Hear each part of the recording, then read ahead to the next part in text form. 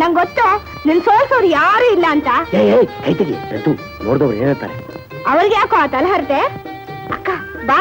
ಹೌದೌದು, ಶಂಕರು ಪಟ್ಟಣದಲ್ಲಿ ಸೇರ್ಕೊಂಡು ಸರಿಯಾದ ವೇಳೆಗೆ ಊಟ ನಿದ್ದೆ ಇಲ್ದಿದ್ರಿಂದ ನಿನಗ್ ತಲೆ ತಗ್ಗಿಸ್ಬೇಕಾಯ್ತು. ಅವನಿಲ್ಲೇ ಇದ್ದಿದ್ರೆ ತೋರಿಸ್ತಾ ಇದ್ದ.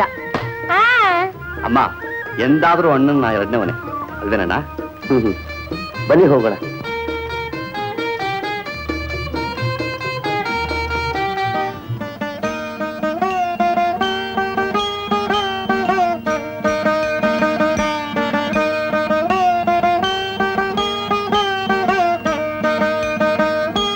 ಅಮ್ಮ, ಏನ್ ಶಂಕರು? ನನಗೆ ಆಶೀರ್ವಾದ ಮಾಡಮ್ಮ.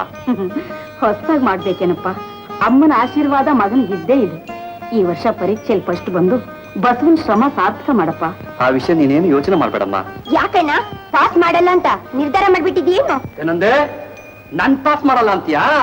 ನಿನ್ ಕಣ್ಣೆದುರುಗಡೆ ಫಸ್ಟ್ ಕ್ಲಾಸ್ ನಲ್ಲಿ ಪಾಸ್ ಮಾಡಿ ನನ್ನ ಹೆಸರು ಪಕ್ಕದಲ್ಲಿ BSc ಅಗ್ರಿಕಲ್ಚರ್ ಅಂತ ಡಿಗ್ರಿ ಅಂಟಿಸ್ಕೊಂಡ್ ಬಂದು ನಾನು ನಮ್ಮ ಅಣ್ಣ ಸೇರ್ಕೊಂಡು ನಮ್ ಭೂಮಿಯಲ್ಲಿ ಹೇಗ್ ಬಂಗಾರ ಬೆಳಿತೀವೋ ನೋಡ್ತಾ ಇರು. ನೀನ್ ಬೆಳೆಯೋ ಬಂಗಾರದಲ್ಲಿ ನನ್ಗೊಂದ್ ಜೊತೆ ಬೆಳೆ ಮಾಡಿಸ್ಕೊಡ್ತೀಯೇನು?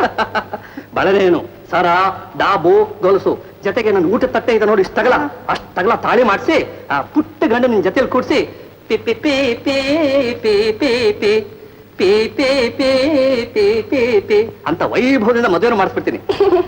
ಅದಕ್ಕಿಂತ ಮುಂಚೆ ಆ ಶರ್ಬೈನ್ ಸಾಲ ತೀರಿಸ್ಬೇಕಪ್ಪ.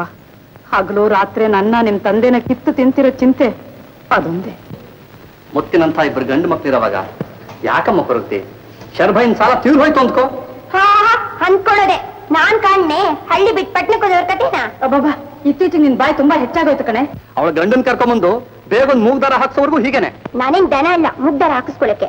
ಅಮ್ಮ, ಒಂದ್ ಸ್ವಲ್ಪ ಆಚೆ ಕಳಿಸ್ತೀಯಾ? ನಾನು ನಿನ್ನ ಹತ್ರ ಏನೋ ಗುಟ್ಟ ವಿಷಯ ಮಾತಾಡ್ಬೇಕು ಅಂತಿದ್ರೆ. ನನಗ್ ಗೊತ್ತಿಲ್ವೇ ನಿನ್ ಗೊತ್ತು? ರಾಯ್ ರೇಖಂತ ಮುರುಳ್ಳಿಗೆಡ್ಡೆ ಅಂತ. ಅಮ್ಮ, ಅಣ್ಣನಿಗೆ ದುಡ್ಡು ಬೇಕು ಅಂತ ಕಾಣುತ್ತೆ.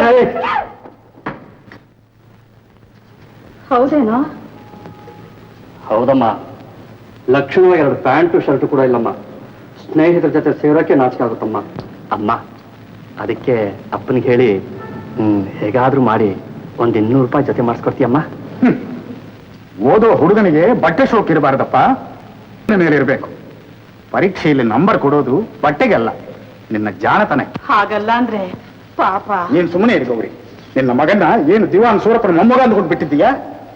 ಫೀಸು ಗೀಸು ಅಂತ ಮಾಡಿದ ಸಾಲನೇ ಬೆಟ್ಟದ ಹಾಗೆ ಕೂತಿದೆ. ಅದನ್ನ ತೀರ್ಸೋ ದಾರಿಗೆ ನೋಡೋದು ಬಿಟ್ಟು ದುಡ್ಡು ದುಡ್ಡು ಅಂದ್ರೆ ಊರ್ನೇ ಬಿಟ್ಟು ಹೊರಟೋಗ್ಬೇಕು ಅಷ್ಟೇ.